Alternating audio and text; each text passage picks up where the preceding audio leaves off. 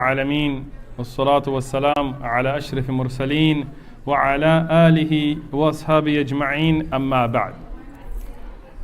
Inshallah, we're beginning. Sisters, we're live. Sisters, we're beginning. There's people on YouTube right now wondering why the sisters are talking. Alhamdulillah, Allah subhanahu wa ta'ala has blessed us to sit and study the life of the best of mankind. The life of Rasulullah sallallahu alayhi wasallam and the sacrifice of the Sahaba radiyallahu anhum. We have to be very serious about the subject. Why? Because this is not a fairy tale. This is not Shakespeare. This is not Marvel or DC Comics. This is reality. These were real human beings that went through this actual events. So now, in the life of Rasulullah sallallahu alaihi wasallam, we're at a time where a Sahabi who was a messenger of Rasulullah sallallahu alaihi wasallam that was sent to the Romans with a message from Rasulullah sallallahu alaihi wasallam was killed. And Rasulullah sallallahu alaihi wasallam, he had ghira upon his Sahaba. Today, we take the blood of the Muslim very light. Like if a Muslim is killed or harmed or some kind of harm comes to a Muslim, we are not upset about it. Because the Prophet ﷺ, he loved the ashab. He loved his companions. He realized the value of a Muslim and the blood of a Muslim. So when one single Muslim was made shaheed, he ﷺ sent out an army. Now, what is very significant about this battle? I was reading Imam Mubarakpuri, Allama Mubarakpuri, in Al-Rahiq. He wrote that this is the most significant battle in the life of Rasulullah sallallahu alaihi wasallam. Now, I was personally surprised by this because when we think about the most significant battles, Badr comes to mind. Maybe Uhud, maybe Hunayn, Fath Makkah, which is in the books written as a ghazwa, even though there was no fighting. Or Tabuk, where Rasulullah went out himself. So why this?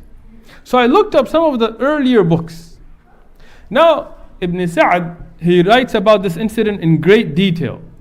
But he says that this was the most significant battle. Why?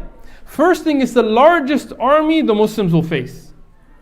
The Muslims faced great odds before, 10,000, 20,000. But here they're going to face 200,000. How many Muslims? 3,000. 3,000 against 200,000. I checked the asanid. These are sahih ahadith through many asanid. Not one sanad, what, two, three, but through what we would call historically mutawatir asanid from different books. Ibn Hisham, Ibn Ishaq, Ibn Sa'd, Ibn Kathir, and all of al-Dhahabi. They come together to say that there was no doubt 100,000 from the local Ghassan, and there was 100,000 Hiraqal brought of Romans. So 200,000 soldiers. Ibn Ishaq and others mentioned that there were 50,000 on horses. Understand something, that today we think of a tank. We think of a plane or a helicopter. At that time, the Fursan, the one who was the rider on the horse, this was like the tanks. So 50,000 that are on horses, the whole number of Muslims is only 3,000. These were impossible odds at that time. So this was a very daring step. And who are the Muslims fighting here? It's not the Quraysh, it's not the Yahud of Khaybar, it's not some tribe of the Arab. They were fighting the strongest superpower of the time, which was the Romans. The Romans and Persians were the two powerhouses, the two big powers of the time. But the Romans, number-wise, in the Arabian Peninsula were stronger. The Persians were further out. But if you look at the area which is Sham today, and when I mention Sham, I want to clarify. Mu'tah today is in what is Jordan, what is called Jordan. And alhamdulillah, I went there to the actual battlefield with ulama from Saudi. We were there and we saw the place and we discussed it, and it was a beautiful experience. But this whole area, Lebanon, Urdu, Palestine, and what is called Syria today. All of these was Sham. And this is why when I say Sham, I mean this whole area. Today it's what was considered Jordan today. So this whole area was conquered and controlled by the Romans. So they were very close to where the Muslims were. And having 200,000 trained soldiers is different from the Sahaba. Because only a few Sahaba were trained soldiers. Otherwise, Sahaba that were just farmers, that were just traders, picked up a sword and went out fi sabilillah. But the Roman army was a trained, equipped army. The Romans had excellent weaponry. And from their shields and from their armor, they had the best weaponry. So for the Prophet ﷺ to take this step was a very major step. Here Rasulullah ﷺ, he sent out the Sahaba radiyallahu anhum, and he gave the order of who will be the leaders in the army and if who becomes shaheed, and we discussed this in the last dars. When the Muslims faced the Romans took it as a joke. The Romans, when they saw the Muslims, they saw the whole army was only 3,000 men. At that time they used to have a way of battle, which each side would send out a detachment. And if your army was 200,000, you would send maybe 50,000 out, and then they would fight first, and then they would see what happens. When the Romans saw this, they thought that this is the detachment of the whole army. They thought it was only a part of it. They started laughing. You only sent 3,000 as a detachment? They said this is the whole army. It's not a detachment. The Romans said this is a joke. This is not even a battle. This is a massacre. We're gonna destroy these guys. We have 50,000 horsemen. They only have 3,000 altogether, let alone only a handful of them were fursan, on horses. And they were not equipped. They didn't have the weaponry. They didn't have the armor the Romans had. Zubair ibn al-Awwam. Zubair ibn al-Awwam radiyallahu anhu. Amazing Sahabi. He was going out in an izar, what they call mawis or lungi. No armor. And they gave him a shield. He said, I'm good with the shield. I don't need a shield. They gave him armor. He said, I don't need armor. He said, why? He said, because I came to become shaheed. I didn't come to go back. So I don't need armor and I don't need a shield. Give me 2 swords. He took 2 swords. He said, if you came to become shaheed, why do you want 2 swords then? He said, because I want to become shaheed in a pile of the blood of the kuffar. He's not going and just killing himself either, But he said, I've come to become shaheed. So he takes 2 swords. And I checked the asanid on these ahadith. 2 swords, no armor. He goes forward. The Amir of the Muslims right now is Zayd ibn al-Harith radiyallahu anhu. Zayd ibn al-Haritha was beloved to Rasulullah sallallahu alaihi wasallam. Rasulullah sallallahu alaihi wasallam loved him a lot. He was a very close Sahabi. He was one of the people that used to be the khadim of Rasulullah sallallahu alaihi wasallam, the mawla, the freed slave of Rasulullah sallallahu alaihi wasallam. And somebody that Rasulullah sallallahu alaihi wasallam gave preference to a lot. And as most of you know, it is only one Sahabi mentioned by clear name. And there are many ashab whose there is isharat to them in the Quran. But there's only one Sahabi that his name is actually mentioned in the Quran itself, Zayd. And when you think about this, when you say Zayd with the niyyah of tilawa, not just to say, Zaydun, daraba Zaydun, like we do in, nahu, but the niyyah of tilawa, just from saying his name in the Quran, you get 30 rewards. Subhanallah. What an honor Allah subhanahu wa ta'ala gave to Zayd radiallahu anhu. Zayd radiallahu anhu, now he's facing an army. Al-Dhahabi, he mentions this. He says he's facing an army. He has 3,000 with him facing 200,000. And they have their fursan in the front, so 50,000 in our time. Imagine the strongest tanks in front of him. He says, tonight we need to prepare. The Romans said, we're going to have a party. There's going to be a party. So they started drinking and they started partying. And they said, tomorrow in the morning we'll attack them, we'll finish them. If they're even there. Zayd radiallahu anhu said, we have to prepare. Okay, so what are we going to do? How will we prepare? Sharpen the swords, push-ups, you're going to do target practicing. No. He said, all of us tonight, qiyamul layl. Qiyamul layl and dua. He says, we've come here, we have weapons, we're prepared, but now we need to get the nusra of Allah subhanahu wa ta'ala. So the whole army, they're making salah, they're making dua, they're crying to Allah subhanahu wa ta'ala. The next morning after Fajr, Zayd says, we're going to initiate the attack. The Romans saw them coming, they started laughing.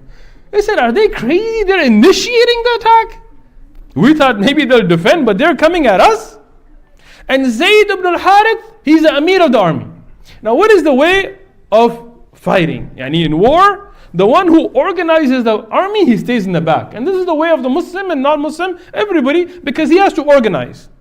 But Zayd radiallahu anhu saw that the Sahaba, they noticed they were very much outnumbered. The Muslims had never been this outnumbered. So he said, I don't want them to think that I'm sending them in front where I am not there. So he went to the front. He took the flag, which is the most dangerous job because everybody will attack you. It's a big target sign. And he went to the front. And he's holding the flag and he's fighting. And he's not just holding the flag, he's fighting with the sword and holding the flag. Zayd ibn al-Haritha radiallahu anhu, he shocked the Romans. He shocked them in such a way that they were not prepared. He was on foot attacking horsemen. And he had the flag and he's the Amir. And he's cutting through their ranks. And the Romans now are in shock. But obviously they have a big number, they attack. The fury of attack comes, subhanallah. Wallahi, when I first read this, I had checked this would be a da'if hadith until I found the sanad. Zayd ibn al-Harith fought so bravely that he's holding the flag. He has no shield. He only has a sword, but no Roman could come close enough to him to fight him with a sword. They would come, he would cut them up. Until the Romans, the way they made him shaheed, now he had to become shaheed. Why? Because Allah subhanahu wa ta'ala gives shahada to whom He loves. And Rasulullah sallallahu alaihi wasallam had said that when he is made shaheed, yani to the meaning, then the next Amir, so he knew that he would become shaheed. The Romans, they threw spears. They couldn't get close to him. They couldn't match him with a sword. So they threw spears until he had so many that hit him. According to some of the ulama of tariq, they said 7, some said 9, but the spears, they hit him until he became a shaheed. When Zayd ibn al-Harith radiallahu anhu became shaheed, Ja'far ibn Abi Talib radiallahu anhu. Ja'far ibn Abi Talib, the brother of Ali ibn Abi Talib, from Ahlul Bayt, from the family of Rasulullah sallallahu alaihi wasallam, from the early Muslims, from the great Sahabi, Ja'far radiallahu anhu, his fada'il are so many. He was somebody that loved Allah subhanahu wa ta'ala. He loved Rasulullah sallallahu alaihi wasallam. Throughout the Seerat Durus we've talked about him. Ja'far radiallahu anhu, he grabbed the flag. Because this was the amr of Rasulullah sallallahu alaihi wasallam. Now, this is not a story, this isn't a movie, this is real. And he knew he would become a shaheed. And he knew he was going to die. Because Rasulullah sallallahu alaihi wasallam had told them the order. Ja'far radiallahu anhu grabbed the flag and he's fighting. And he defends. And the Muslims, according to the ulama of tariq, historians, have said that day they only had 1 or 2 shuhada. And according to Ibn Sa'd and many of the ulama of tariq, over 100 Romans were killed. Imagine the Romans are better equipped, bigger army, but look at the numbers. Now here, the Romans were in shock, but they were bringing their army together. The next morning, Ja'far radiallahu anhu, he takes the Muslims again, they initiate the attack. They go out and attack. Ja'far radiallahu anhu, again like Zayd ibn al-Haritha radiallahu anhu, he's holding the flag, he is the Amir, and he is at the front and he is fighting. Until Ja'far radiallahu anhu, as the hadith in Sahih al-Bukhari, his right arm is cut. Now imagine, these are human beings. They have senses, they have feelings, they feel pain. This is not an anime cartoon. Imagine your right hand is cut off, Blood is squirting out. It's cut off. It's not cut. You're not wounded. It's cut off. You would say, look, man, I got my arm cut off. Somebody else take the flag. Ja'far radiyan said no. He took the flag with his left hand. His arm is cut. He's still holding the flag. Mus'ab ibn Umair radiyan, he had a similar incident. We discussed it earlier in the Seerat. But this is Ja'far radiyan, and this is Sahih Hadith. The Asas of al-Bukhari itself. His left hand is cut. With two cut off arms, he's still holding the flag until he's being attacked and he's standing. Ja'far ibn Abi Talib radiyallahu anhu, he becomes a shaheed. In Sahih al-Bukhari, the Sahaba radiyallahu anhu, they looked at his body. And when they looked at his body, they found in one of the riwayat 50 cuts and wounds. In another riwayah also in Bukhari, 90 wounds, all on the front, none on the back.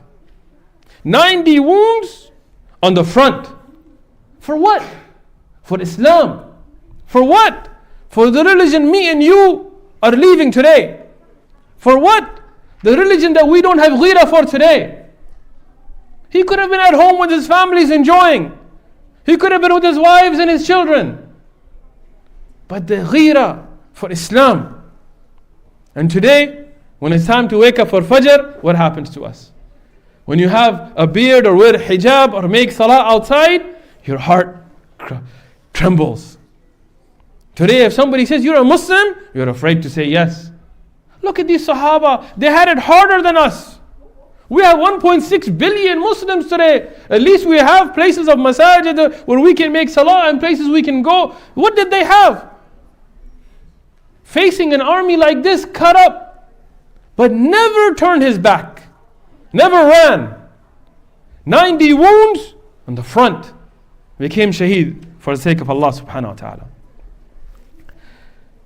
After him, Abdullah ibn Rawaha, he takes the flag as the order of Rasulullah sallallahu alayhi wasallam. Abdullah ibn Rawaha, a Sahabi that we mentioned, sometimes he would put his head in the lap of his wife and just cry, thinking of the ayat of Qur'an.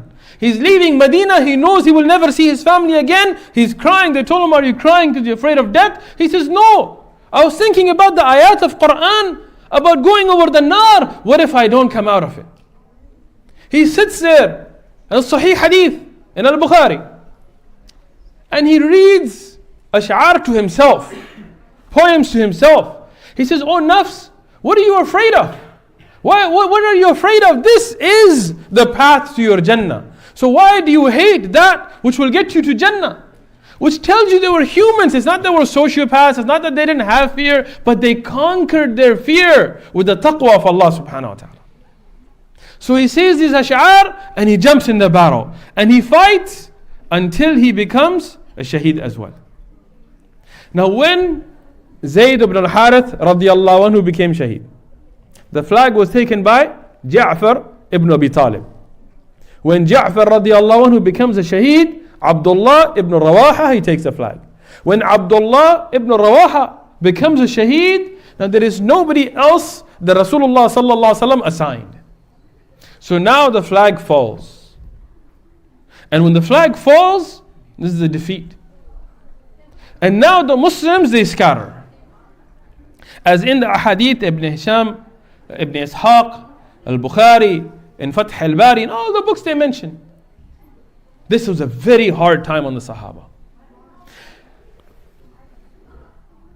Many of the Sahaba radiyallahu anhum, they said that when the flag fell, for example, the hadith of Abu Rafi', the Mawla of Rasulullah sallallahu alaihi wasallam, he said that there were no two Muslims in the same place. Yani the Muslims scatter. Because the flag is what brings the army together. And that's why the leader in the community has to be like that flag today, to bring the community together. And when you don't have that, Islam falls apart as an ummah. Not as a religion, but as an ummah. Because now there is nobody to rally behind. So Abu Rafi' says the Muslims now, they started to be chased by the Romans. There was no two Muslims together. Imagine this time. And the flag now, whoever picks it up knows after seeing 3 people become shuhada, it's death. But here, Thabit ibn al-Arqam radiyallahu anhu, the great Badri Sahabi, the Ansari, Thabit ibn al-Arqam al-Badri, he picks up the flag. And now, he brings the Muslims together. The Muslims, they see this flag. Who is the first one to go to him? Khalid ibn al-Walid. Khalid ibn al-Walid, new Muslim at the time, just became Muslim.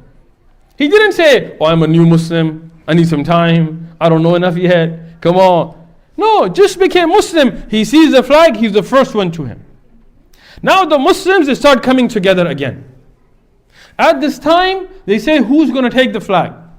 The Sahaba, they told Thabit ibn al-Arqam that you are Badri, and you're from the people of Badr. You're from the well-known Sahaba, you have the flag, you lead us. Thabit radiyallahu anhu says that I'm ready for Shahada. Like I'm ready to become Shaheed, but I didn't grab the flag to take leadership. And that's not what I wanted. I grabbed it to bring the Muslims together. So I think who is better than me is Khalid ibn al-Walid. So at the Shura of the Muslims, the flag is given to Khalid ibn al-Walid. And Khalid ibn al-Walid radiyallahu anhu, he takes the flag for the sake of Allah subhanahu wa ta'ala. It's very important to understand, this was not an easy time. This is a time that the Muslims are scattered, the Romans are more, they're overpowering. You know, the momentum in battle is very important. When you have the momentum, it's easy. When that falls apart, it's very difficult to bring it back together. So at this time, the Muslims are still scattered. Khalid ibn al-Walid radiyallahu anhu, he takes the flag, he takes on this very dangerous task. He starts to gather the Muslims. Now here, Khalid ibn al-Walid radiyallahu anhu, while taking the flag, he starts to maneuver the Muslims. He starts to move them around. Until that day, the battle ends. At night, Khalid ibn al-Walid, he says, we need a plan. And what is the plan that we're going to have? We're going to change things up. Khalid ibn al-Walid, he was a very intelligent man. He says, those that were in the right flank will go to the left flank. And those that were in the left flank will go to the right. Those that were in the front will go to the back. And those that are in the back will come to the front. And he takes all of the fursan, all of the knights that are on horses. According to some of the narrations, it mentions that there was only 100 of them in the whole army.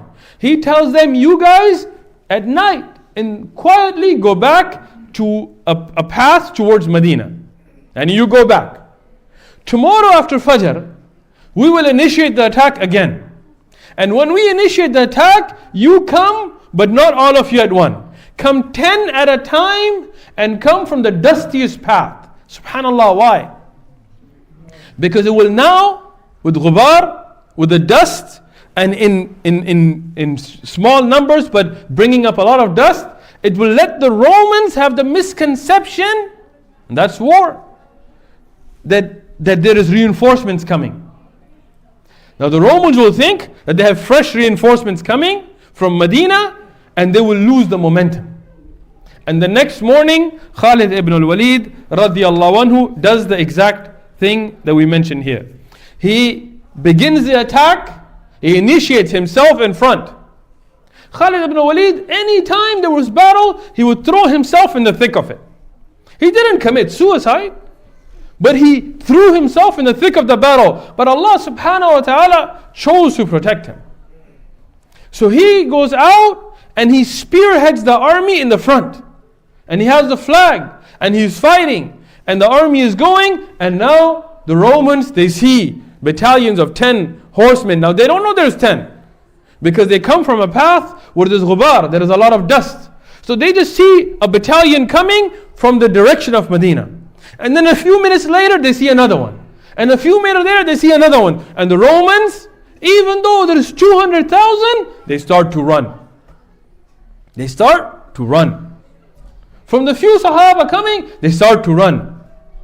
And that's the difference between somebody fighting for something, for their aqidah, for their belief, for their Islam, for Allah, for Jannah, and somebody fighting just for nationalism, just for wealth, just for a king. There's a difference. Here, Khalid ibn al-Walid radiallahu anhu, he starts to maneuver the battle this way.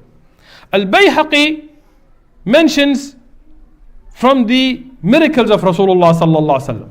As a Sahih hadith, it's mentioned in Ibn Hibban and other places as well, that Rasulullah sallallahu alaihi wasallam during this time is in Medina. He's in Al-Madinah. From wahi, from Allah subhanahu wa ta'ala, from a miracle from Allah subhanahu wa ta'ala. I told you inshaAllah in these durus we will cover 3,000 miracles of Rasulullah sallallahu alaihi wasallam. From a miracle, he's in Al-Madinah, Allah subhanahu wa ta'ala gives him wahi. He tells the Sahaba that Zayd ibn al-Arqam, Zaydun radiallahu anhu, has become a shaheed. And he starts to cry, sallallahu alayhi wasallam. And then he tells them that Ja'far ibn Abi Talib radiallahu anhu has become a shaheed. And then he tells them that Abdullah ibn Rawaha has become a shaheed. And Rasulullah sallallahu alayhi wasallam, he sits by himself. He sits alone and he's crying. Why? Because he had that soft heart. He knew they were shuhada. He knew they would be in Jannah. But he loved them. So he's crying by himself. And then, as the hadith reported by Aisha radiallahu anha in the Sahih ibn Hibban, and it is a Sahih hadith, as al-Dhahabi has recorded as well, فقال النبي عليه الصلاة والسلام رأيت جعفرا ملكا يطير بالجناح في الجنة. What did he say? He says, I see Ja'far as a malik, as an angel, يعني with the malaika, flying with his wings in Jannah. And this is where other ahadith, like the ones in the Musnad Imam Ahmad that are sahih, they mention that because Ja'far radiallahu anhu has his hands chopped off in Mu'ta, in this battle, Allah subhanahu wa ta'ala gave him wings in place of his hands that were cut up fi sabilillah. And all shuhada, they will be enjoying in the stomachs of birds, يعني what we would think like a plane, like not a bird, like a little bird, like something huge where they will be enjoying Jannah. But Ja'far radiallahu anhu, he will have his own wings. And this is before the Day of Judgment. He will be flying around enjoying himself in Jannah until the Day of Judgment comes. Why? When you sacrifice something for the sake of Allah, Allah will give you better than it. It's a lesson we have to learn. He sacrificed his arms, Allah subhanahu wa ta'ala gave him wings. In some of the narrations they mentioned they were made out of emeralds and this and that, but those are weak hadith. But the Sahih hadith mentioned that Allah will give him wings and he will be flying around in Jannah even before the Day of Judgment. He will be enjoying himself. We see that Rasulullah sallallahu alayhi wasallam, after mentioning this, he said that now Allah subhanahu wa ta'ala has given the flag, يعني حتى أخذ, يعني until it was taken, سيف من سيوف الله حتى فتح الله عليهم. Hadith in al-Bukhari. The Rasulullah sallallahu alaihi wasallam said, after these three, that now the flag has been taken by a sword from the swords of Allah. When we say Sayfullah for Khalid ibn al-Walid, and the Hadith in al-Bukhari, Rasulullah sallallahu alaihi wasallam gave him this laqab, this title at this time. He said, now the flag has been taken by a sword from the swords of Allah, and he will have it until Allah subhanahu wa ta'ala gives them victory. In the battlefield, Khalid ibn al-Walid radiallahu anhu, he's fighting. And he's fighting in such a manner that he takes a sword and now imagine, this is not fiction, this is reality. Imagine this in reality. You know a sword. And the Arabian steel was some of the strongest steel, especially Damascus, yani Syrian steel. It was even stronger than what the samurai would have and things, the strongest steel. He took the sword and he attacked the enemies. Sahih hadith. He attacked the enemies, breaking the sword. And imagine how much you have to fight with the sword, hitting the faces and armor and the bodies of the kuffar until he broke the sword. Then he broke a second. Then he broke a third. Then he broke a fourth. Then he broke a fifth, a sixth, a seventh, an eighth. 9 swords Khalid ibn al-Walid broke, cutting up the kuffar in the Ghazwa of Mu'tah. Zubair ibn al-Awwam, in the Sahih Hadith, he said he had 2 swords and he would go through the kuffar and all you would see is dead bodies and trails until the Sahaba, they would say, we would see piles of kuffar, we would say, Zubair went through here. No armor, no horse, just 2 swords, chopping them up. Didn't even become shuhada, cutting them up. Until Khalid ibn al-Walid radiyallahu anhu, he maneuvered through the kuffar until Tariq is a witness. Allah subhanahu wa ta'ala has shown us in Sahih Hadith that 200,000 ran from 3,000. 250,000 on horses running from 3,000 Sahaba. The Sahaba radiallahu anhum, they inflicted heavy casualties on the Romans. 6 days of battle. 6 days of battle. Until the Romans are running to their camp. Now Khalid ibn al-Walid realized that we have inflicted the casualties on the kuffar. According to the ulama of Tariq, and I went through many books, Muslim and non-Muslim records, what we find in Sahih Hadith that 12 Sahaba became shuhada. 12 Sahaba. In the whole battle, 12 Sahaba became shuhada. From them, and this is what is in Sahih Hadith, over 1,000 Romans were killed. According to some of the ulama, it was 3,000. The minimum number we found, the minimum number was 1,000 Romans. How many Sahaba? 12. How many Romans? 1,000 to 3,000. But the problem is you have 200,000 people. So the battle in 6 days, it's still not going anywhere. So here Khalid ibn al-Walid, he makes the shura of the Sahaba. He says, look, we came to fight, we fought. We defeated them, they have run back. But now if we keep going after them, they will bring more and more reinforcements. And the numbers are just not going to be there. We were sent with a mission. And the mission was to take vengeance for the Sahabi that was killed. For the one Sahabi, we've killed over 1,000. For one Muslim, we've killed 1,000 kuffar. We have done what Rasulullah sallallahu alaihi wasallam sent us for. Now we go back. And now how to go back? It's very dangerous. Because most of the Romans were killed when they were running. And in most battles, even today, when we look at shuhada, most times when they're trying to get out of some place, they become shuhada. Or people that are killed, even kuffar, in retreat. So Khalid ibn al-Walid, he does a very tactful retreat. The way he goes back is through tactics. Where no Sahabi is injured even. The Romans don't follow the Muslims. They have accepted their defeat. Some of the ulama of Tariq, and especially the non-Muslims, they discuss whether this was a victory or not. There is no discussion. First and foremost, Rasulullah sallallahu alayhi wasallam in the hadith al-Bukhari called it a fath, called it a victory. So it's a victory. Secondly, the Muslims won. The Romans left the battleground, they ran away. And the Muslims chased them. Thirdly, for 12 shuhada, you have 1,000 to 3,000 Romans dead. So no doubt the Muslims were victorious in the Battle of Mu'tah. Now when they're going back in Medina, Rasulullah sallallahu alayhi wasallam, he gave the glad tidings of Shahada to Zayd and Ja'far and Abdullah ibn Rawaha. The family of Abdullah ibn Rawaha and his wives, they started to cry uncontrollably. Now, as the hadith of Rasulullah sallallahu alaihi wasallam and many of the ulama, including Ibn Hajar al-Asqalani in Fath al-Bari, says that this hadith was reported at this incident.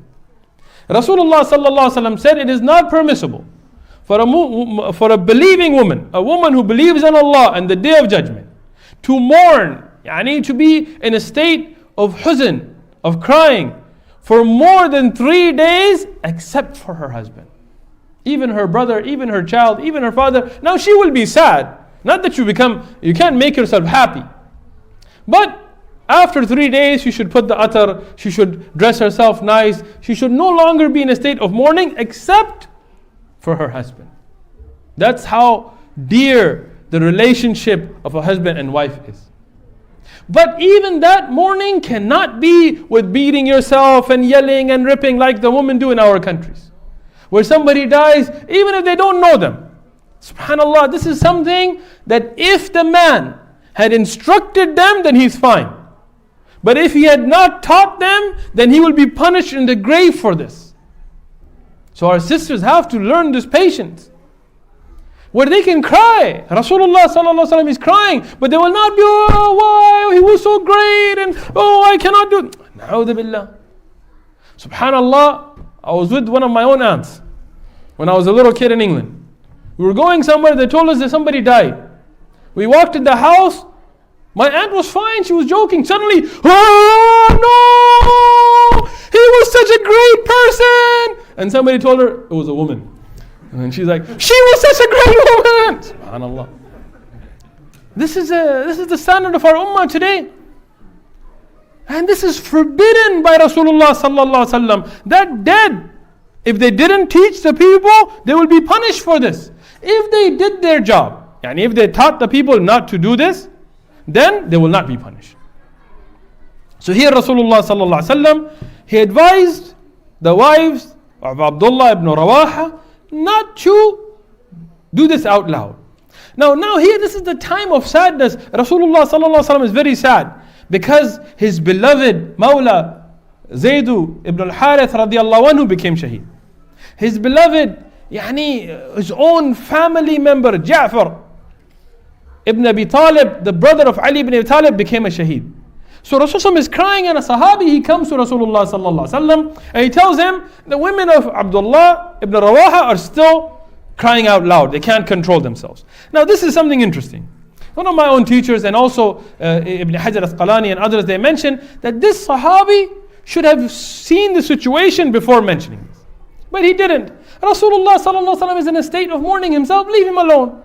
So he goes, so Rasulullah sallallahu alaihi wasallam tells him, go back and advise them not to do it. So he goes back, he tells them, and they are in an emotional state, they're still screaming and shouting. So he comes back, he tells Rasulullah sallallahu alaihi wasallam again. Rasulullah sallallahu alaihi wasallam tells him, tell them again, what can I do? He goes back, a third time he comes back, he tells him, go and tell them. Third time he comes back, fourth time he comes back, Rasulullah sallallahu alaihi wasallam tells him, go and put dirt in their mouth. What do you want me to do? So here he tells them, take dirt and put it in their mouth. Here Aisha radiallahu anha, she was a faqihah, she was somebody with fiqh. Subhanallah, some people were arguing whether a woman can be a muftiya or not. Of course she can. Aisha radiallahu anha, who is a stronger person in fiqh, in giving fatwa than her.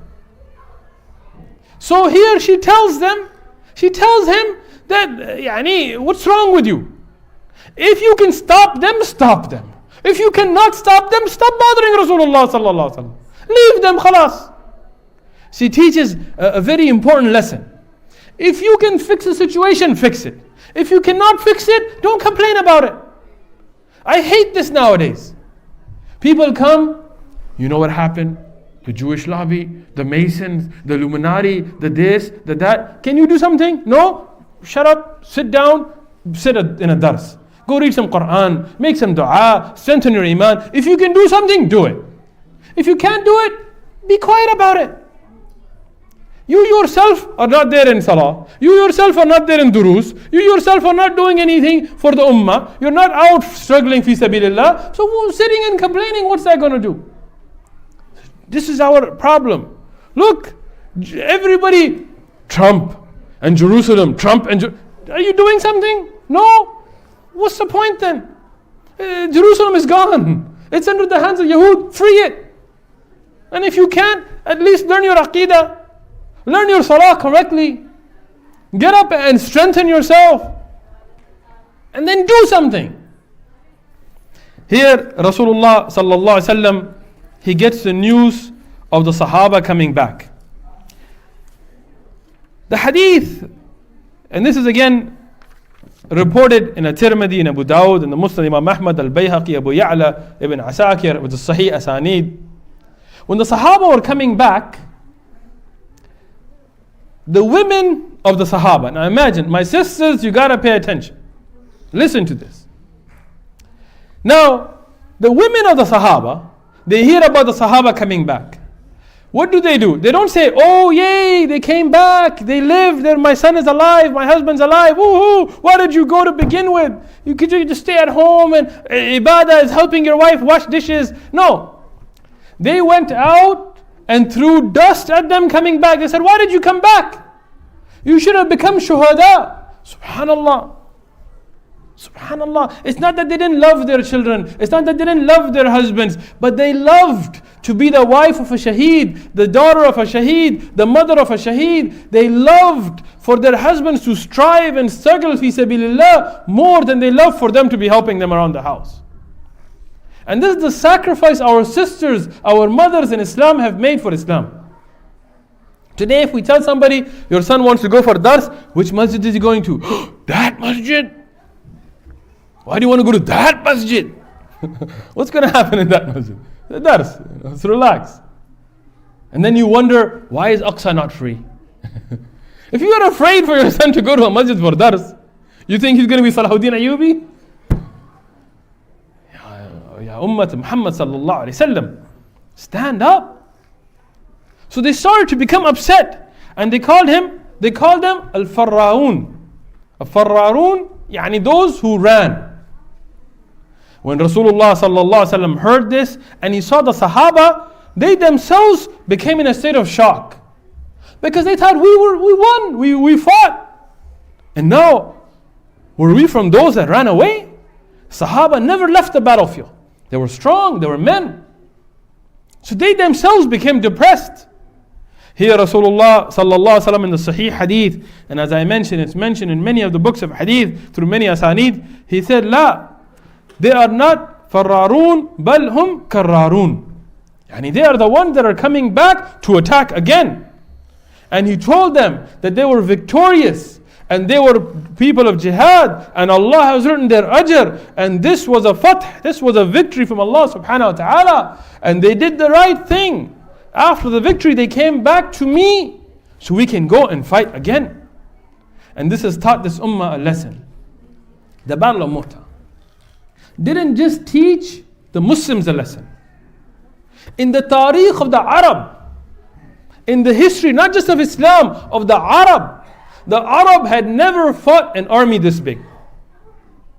The Arab, and that's why the Arab should understand that the only izzah that the Arab have ever had is through Islam. Yani the Persians had their empires, and the Romans and Hindus had their, whatever, and the Chinese, and somebody had calligraphy and somebody had science. Arab had nothing until Allah subhanahu wa ta'ala blessed them with Islam, and it was only Islam that allowed them to raise their head. This was the biggest army the Arab had ever faced. And this is the biggest army that the Muslims had ever faced. And for 3,000 to defeat 200,000 shocked the world. And that is why after this, the Fath of Mecca comes. Because the Arabs realized that these people are not fighting with their strength, only with the help of Allah could this victory have come. And the Romans, they fell into shock. That how can these few have defeated? Herakl himself was there and was defeated. And it taught a lesson for us. That even if you are few in number, but you have taqwa and yaqeen, Allah subhanahu wa ta'ala will give you fath, will give you victory over any numbers. And inshallah, at the next dars, we will discuss Fath Makkah, the last few important events in the life of Rasulullah sallallahu alaihi wasallam. Jazakumullahu khair.